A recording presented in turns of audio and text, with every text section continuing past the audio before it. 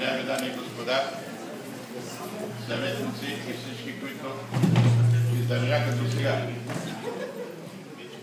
Първо, благодаря за доверието. Вижте, аз много съм преминал и преживял, но когато получих доверие на такава отговорна институция, най-малко на човек му е приятно и второ,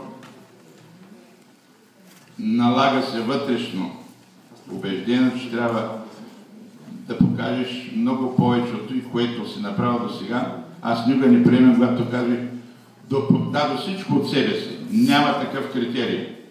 За нас ръководители, за вас като съветници, депутати, граждани, в името на града, до края, които дни ни предстоят, категорично трябва да подготвим и условия за може нашите граждани да участват в гласуването, в избора за нов кмет на нашия град. И второ, всичко, което работиме до сега, без да спираме, трябва да го работим. Трябва да го вършим в името на благото на нашите граждани за просперитета на Варна. Варна е голям град и трябва да се гордим, което е направено, да работим още повече за неговото процъфтяване. Благодаря ви, да сте живи и здрави.